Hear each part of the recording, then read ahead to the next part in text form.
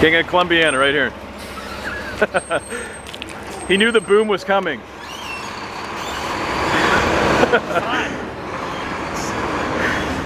Grin from ear to ear. Look at this guy. Creative. Oh man.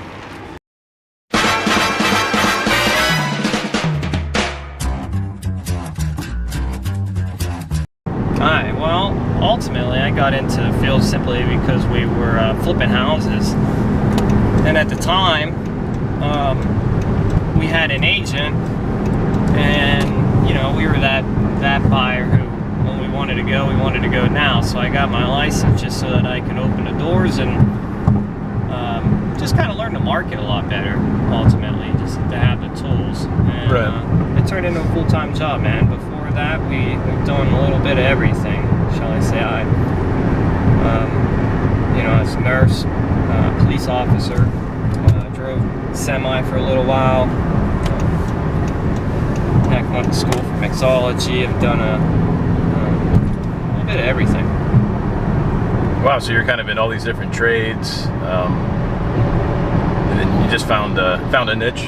Yeah, you know, definitely. Real estate. I remember I was passing meds, and my first client was an investor, and then he ended up referring me to another person, who ended up referring me to another person. I remember I was passing meds, and literally my phone would not stop ringing. So you're getting passed on, I guess. You're getting all these phone calls and stuff. Yeah, so you know, it really did. It turned into just almost, it turned into an immediate career. My first year, I was my company's top salesman. I was only there for 7 months, and I far exceeded everybody else. Second year, I did almost 40% better than the year prior, and then each year it's been a constant just stepping stone to the next level.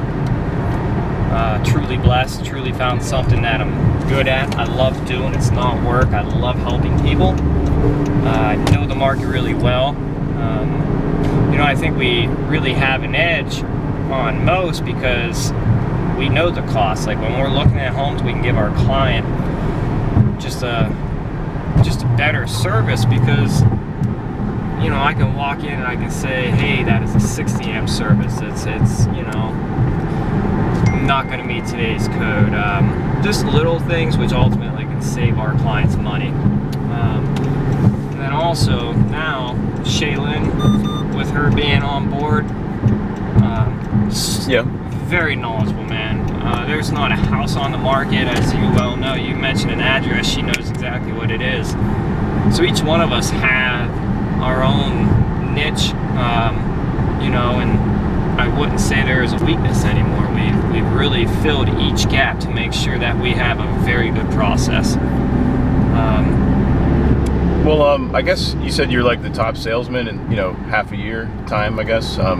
What did you do? You kind of like got mentored by the top person there, or what did you kind of do just stepping in as a new agent to become successful? That is one reason that kind of took me into a different chapter of my life. I did not have a mentor. I'm embarrassed to say I learned on my own from a lot of reading, possibly learning the hard way, but we learned. The company I came from did not really have any training available. So, you know, we were paying a lot of money towards my brokerage, and my brokerage did not have a cap, which was really important to me. So in 3 months, when you're paying somebody, you know, over $15,000 in fees, and that can go on, that's a lot of money for, in my opinion, not much assistance. So I set out looking to start my own brokerage. Right.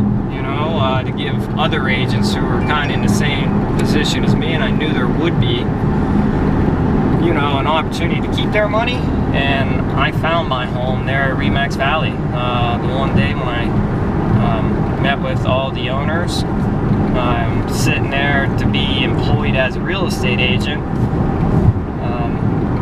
It felt like a good fit, and long story short, we talked them into being partners. That's awesome. Yeah. Starting from zero and turning into hero. Yeah, you know what, absolutely. I would say everybody in this field works very hard. It is a very, very high stress job. So it's important that each broker owner helps their agents. It really is a big team. Not only do I have my own team inside my team of RE/MAX, but you know, our office, we're very on board with like helping each one of our agents, make sure that each one of our agents keeps their commission and that they can put it to better use than an office telling them where to put their money, or giving them fluff saying I'll send you on vacation. We just don't operate that way. It may work for some companies, but we prefer to, if you see a RE/MAX sign, it's a full-time agent, professional agent. Recently we've actually opened the doors. It's the first time where we're actually looking for some key next generation top producers. They're in training as we speak. Bring in, where they can meet with me, they can meet with Nazy and Ken and everybody else. Dawn Treveri, Maureen Klein, I can go on and on and on. We got a lot of good talent in our office. Yeah, that kind of leads me to the next question. Kind of to build a good, well-oiled machine, a good team, you got to have the right people. So I mean, what kind of like personalities are you kind of looking for? What kind of people are you looking for? And and definitely in this field, you got to deal with a lot of personalities, good, bad, and indifferent, right? With the people selling, buying, etc. Yeah, good question. That's the one really good thing about the RE/MAX. Our office, there is no one key player. It very much is a team. No one big head thinks they run the office. We won't have that.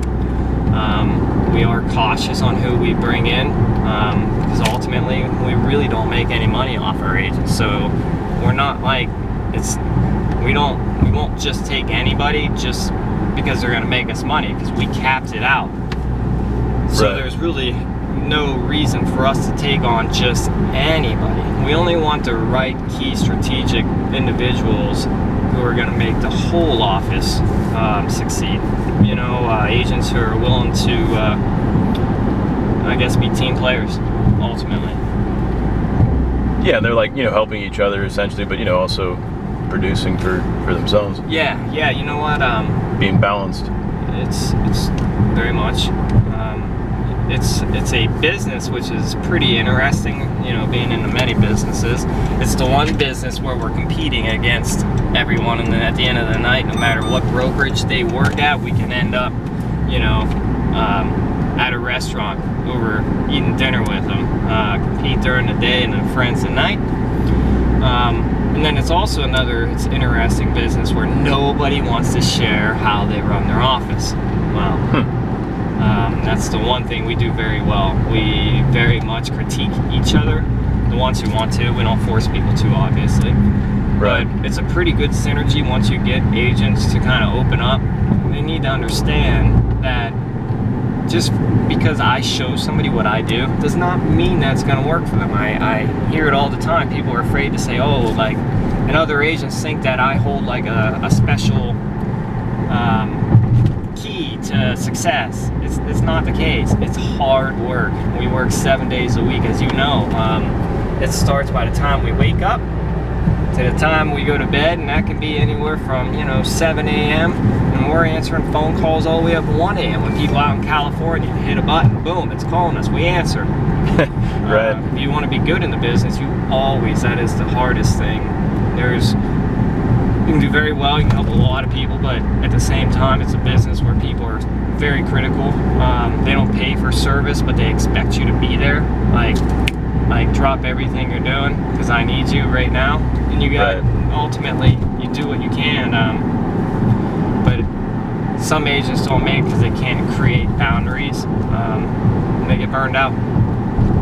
Well, yeah, I mean, it makes a lot of sense. I mean, I remember you kind of talking about, maybe the investor calling you and they're always want to look at these houses, but they never, actually make a deal. So it's kind of just wasting your time. So you kind of have to kind of pick the right use your time wisely, essentially. Yeah, investors are a different breed. I personally, being an investor, I kind of understand. We take a lot of time, but ultimately your investors are most buyers and sellers. You deal with them one time throughout a relationship. An investor, if it's not even you, if you have another person who's always there or at their disposal, they'll turn into a lifelong partner. But there's a lot of investors where they'll contact us where they want like a CMA, property analysis, for for sale by owners, and it takes a lot of time, but that goes with the business. You got to put in time to kind of build that referral base.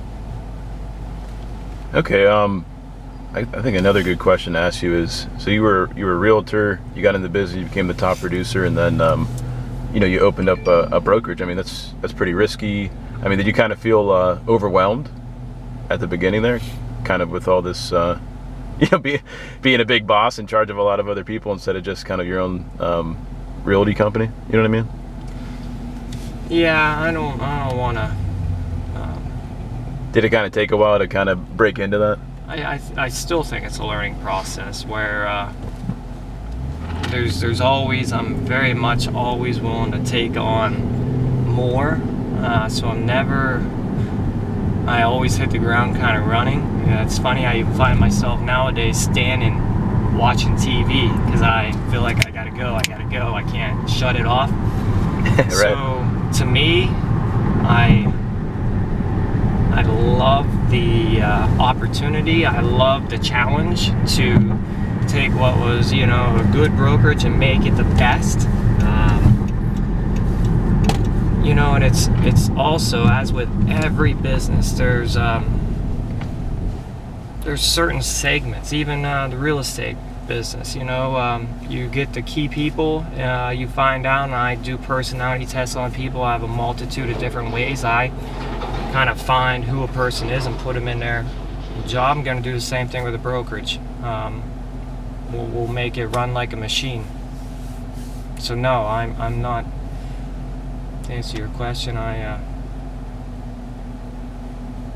looking forward to the opportunity. You got to put good systems into place, and that helps smooth things out, essentially.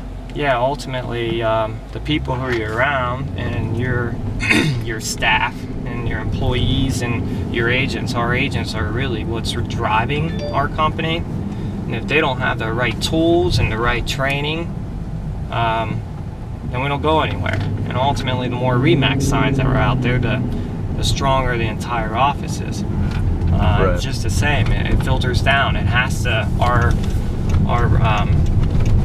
Our broker owners have to really know their stuff, and that's why it's important. We do our training and take our own classes, and because it's a very competitive market. Yeah, it seems like realtors are it's oversaturated. Very much so. It's like so many. Yeah, it's. Okay, here's the photo, brother. Everyone. It seems like everyone I talk to, they want to get into the business, which is good. But I don't think they understand that it really is a business just like any other business. And most people who get into the business have a high I personality. They're people. But they lack the business sense, the common sense of being able to structure and look at that. Interesting, right? Interesting. I never know what you're gonna run into. No, you know what? Never. Especially when your family and everything has a heritage and ties, and it's cool. You know what? And it's the same thing. That's why it's so important to leave a legacy, something that outlasts you. You should be proud, man. I'm sure your dad. Hey, that's what you're gonna do with your kids. Me too, man. Me too.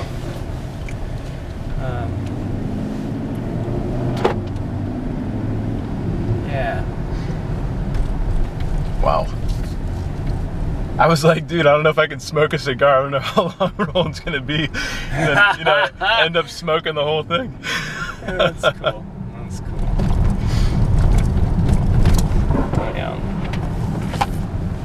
yeah, I got a interview with that person at 1 o'clock. Awesome. Got Jack. Don't be too hard on him, man. Never. Yeah. Well, yeah, in a few minutes. Right.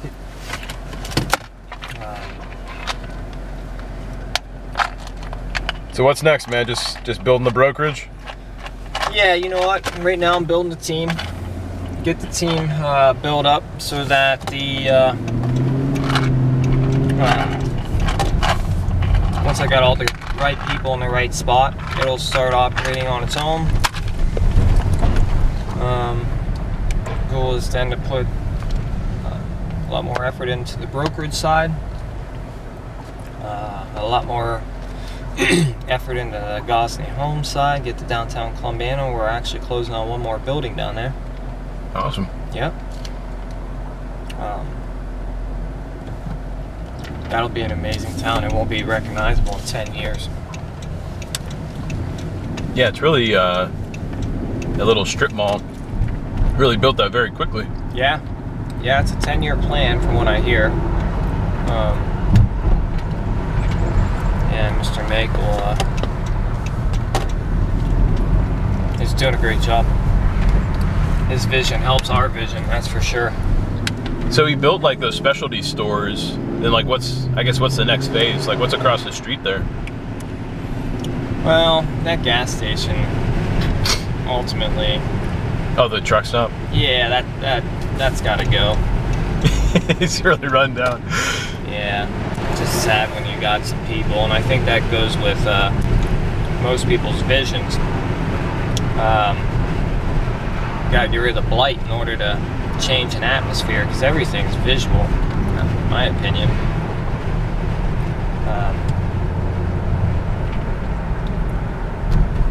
For what he's trying to do, anyhow.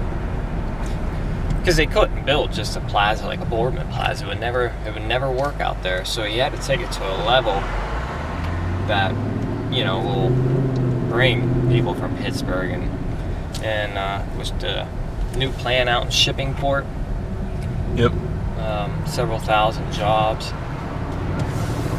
Then people would be better off to live in Columbiana than pay taxes to be in PA and have all the modern day luxuries of a plaza like that, and then the old historic downtown Columbiana. Mm-hmm. That land one day will be worth its weight, in my opinion. Yeah, I'm pretty excited, man. Mm-hmm. Me too. Things are happening, you know, in our backyard. Right. You know what? I remember when we went down, when I moved around, come back a decade later, and it looks the same as what it was when we left. So it's good to see things changing. Change is very much good. Even some people don't like change, so we've learned that too. Right. I think you were kind of talking about some of the tenants and stuff, or people that were renting some of those buildings, and kind of the businesses weren't the best. Well, I remember the first building. Everyone said that we couldn't. Like when I told them, how much we're going to be renting our buildings, they laughed, saying, "Oh, you're not in Canfield anymore." Well, right. I would disagree. I would actually say, if anything, Columbiana would probably be a stronger opportunity than Canfield, because Canfield doesn't have a downtown district like Columbiana. Right, that's what Mayor Kozner was talking about. Right. Just the kind of the gazebo area. Yep.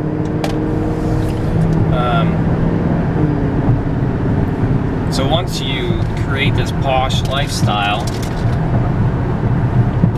it actually starts growing outside our control. Same thing as my real estate business. You work so hard to create that business, and then before you know it, it's up and it's running on its own. You can't shut it off. Right. That's why Shaylin had to steal you for a vacation, right? Yeah. Literally. It's funny when you get captive. Yeah, it sounds like you had a good time. Yeah. You know what? It's hard. Especially that is my downside, is I don't shut it off. I prefer to be moving, always pushing forward. What are we on to now? Right. What are we helping now? How do we do better than what we did yesterday? How many hours a day do you think you work? I mean, I know you're kind of saying it's non-stop, but I mean... I truly at least 12 hours every day, 7 days a week. I know a lot of people out there are going to say you shouldn't work on this, or I hear it all the time, family first, and yeah, my family is first. But ultimately, in this field, where everybody tries to jump in thinking, oh, you know, and I hear it a lot, where they're all, oh, I get to control my time and be, it's, they're not selling 100 homes a year, I can tell you. Because you have no control of your time, no control of scheduling, and, sitting at dinner and people want to see a home, well, they want to see a home now. Drop what you're doing, or they'll pick up and call another person. Right. The thing about the business, though, there really is a lot. Like, we do offer something so much more. There's no one out there who I know is really dedicated enough to pick it away at another $500, $1,000, and just hard negotiating. That's what we do so well. Sometimes, like, time puts deals together. I can't tell you how many times where a seller's like, how do I put it?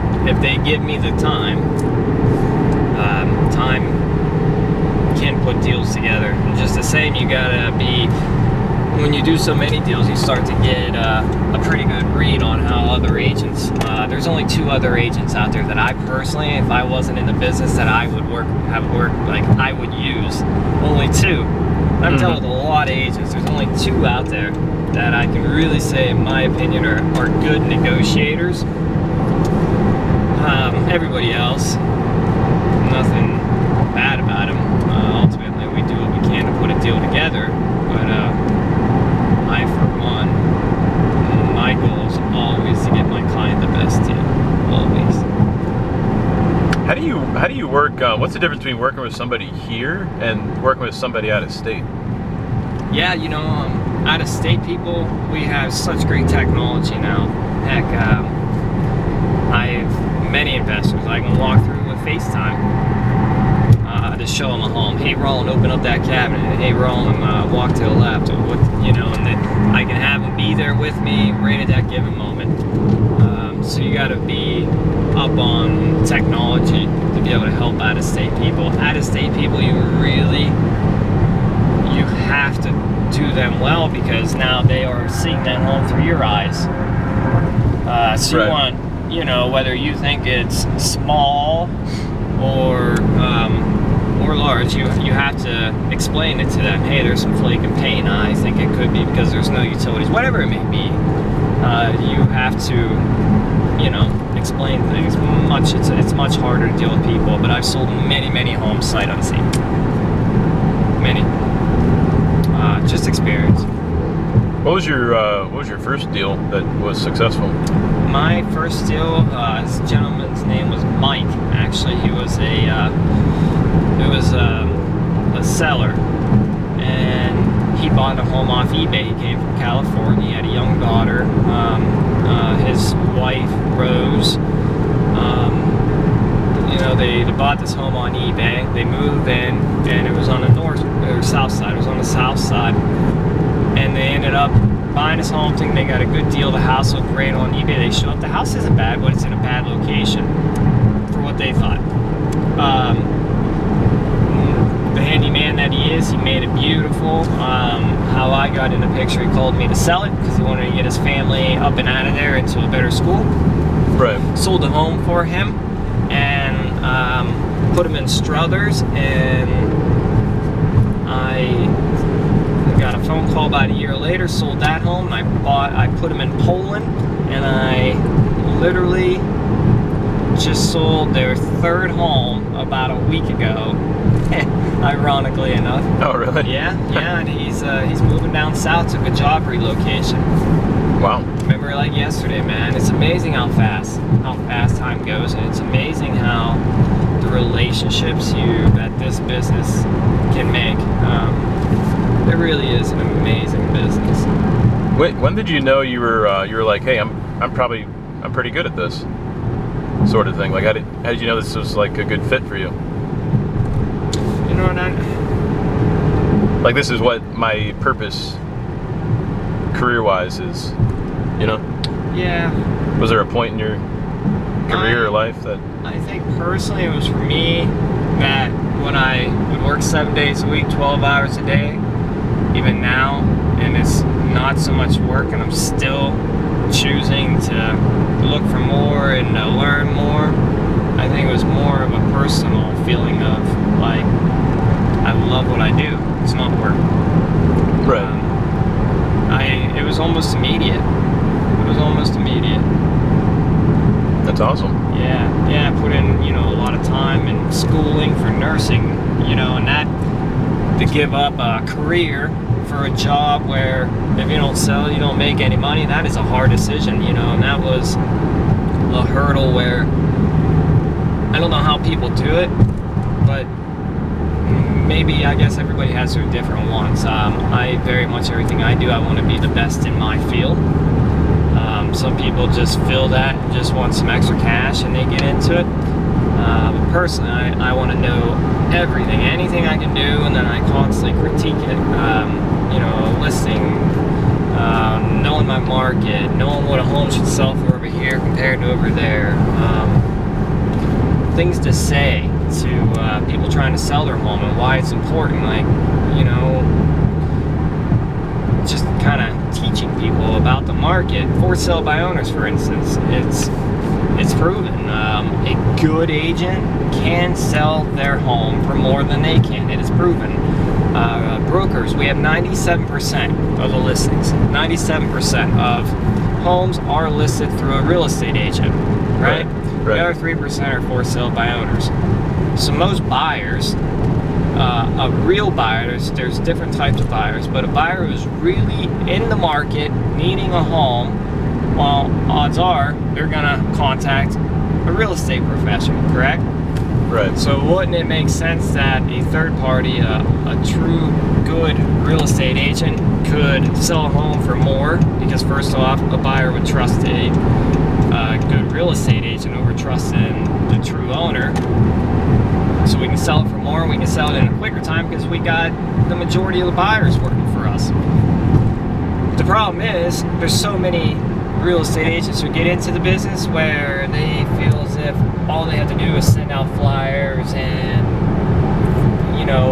put a sign out in the front yard or hold open houses, but there's so much more. Like me, working 12 to 14 hours a day, my Shaylin working at least 8 hours a day. Our other girl, who's actually going to be starting, we got another girl who's going to, like, her job, she calls 300 people, 150 to 300 people a day, cold calling. Are you in the market? We can sell a home much quicker and for much more, where ultimately a buyer is covering the commission. Right. So it's a no-brainer. And ultimately, I hear a lot of buyers where they think if they're buying through the owner that they're saving the money because that person doesn't want to pay a real estate commission. 9 out of 10 times they overpay, because almost all sellers ultimately sooner or later contact a real estate agent, and then that real estate agent tells them that their home isn't worth what they think it's worth, so they can't get the number that they are ultimately expecting.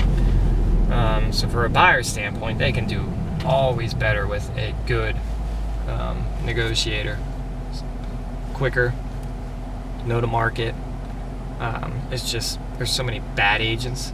I hate to say bad in a broad spectrum, but so many just not experienced, I guess. just not experienced agents, right? Who just give us a bad name. Yeah, that's why we need Gosney the Great, man. Josh came up with that name. It's kind of funny. That's funny.